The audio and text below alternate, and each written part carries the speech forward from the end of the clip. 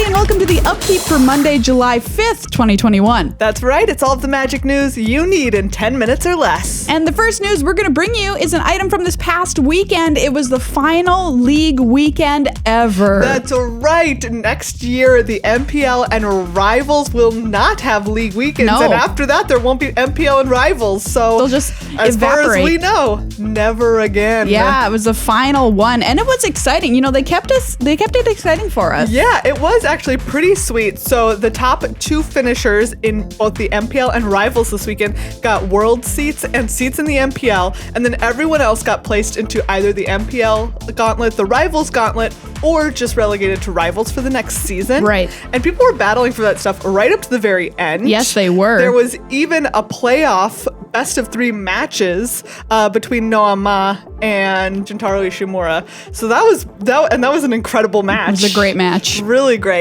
So at the end of it all, Seth Manfield, Gabe Nassif, Matt Sperling, and Yuta Takahashi locked up worlds in the MPL. Yeah, so that's huge for them. Obviously, Yes. the World Championship is what every Magic player who plays competitively wants to play, and locked up spots in the MPL for themselves next year. Yes. Which doesn't mean a heck of a lot other than they get paid. I mean, you get paid. So Yeah. that means enough for a lot of people. You get paid and you get to play in the big tournaments Yes. that are happening. No Yeah. league weekends, but you get all the rest of it.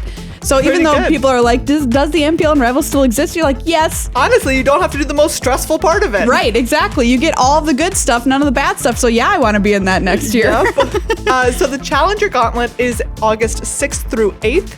The Rivals and MPL Gauntlet are September 2nd through 5th. And pro players have had a valid critique this past weekend that those happen, the Rivals and MPL Gauntlet are 1 week before new fall sets in rotation. Yeah, it's really So sad. like, why? I want to watch those tournaments, but with new. I know. It's because they don't want bugs happening on Arena. That is why. But you know. But also why. But also why? Why does it have to be that way? Exactly. The set is finalized. They should be working on the bugs now. Yeah, and we should have spectator Yeah. mode there. We said it. Yep. There are also a couple of new decks, not a ton of developments, but a couple people brought this Luca deck in Standard that just tries to slap a big old Coma Cosmos Serpent on the battlefield not around the turn worst 5. thing you can ever do in Magic. No, pretty solid thing, really. Yeah. And then there's a Teamer Creativity deck in Historic, which I've played a couple of times, against a couple of times, which is pretty cool. Which wants to get like the Locust God into play and then make infinite insects. The biggest storyline of the weekend was Seth Manfield coming in with such a huge advantage from top 8ing the past Strixhaven Championship and then not winning a single match on the first day of play. Yep. It was pretty scary. Pretty brutal. It was looking bad for Seth, but he managed to pull it together and secure that world slot at the end. I think Nassif even ended up finishing ahead of him. He did. Which Nassif, seemed like almost impossible. He had the best weekend of everybody. So he did an excellent weekend. Congrats to him.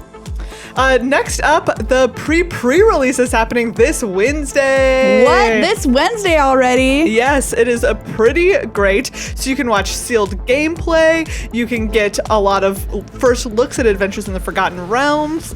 It's gonna be awesome. Yeah, our friends at Loading Ready Run host this for every new release. Yep. And normally they host it before the paper pre-release, but this time they're hosting it before the Arena release. Yeah. Because this set, Dungeons & Dragons set, is coming out on Thursday on Arena. Whoa! Did you see that coming?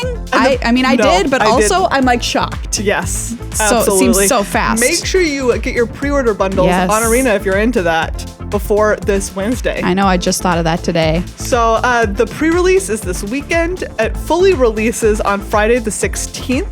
WotC did have a warning that product might be limited until the following week due to production delays, but this isn't like a limited quantity thing. They say don't worry. They do eventually foresee having enough product for everybody who wants it and then some. Yeah, and previews are still being released like almost up to the minute here Yes. that this set is going to be available on Arena. So check out those happening from all of your favorite content creators online. Yes, everyone's talking about the hot new enchantments that are each of the classes, like a Ranger class, Paladin class. They're pretty cool. They're level up enchantments. I'm into it. I think they're really, really neat.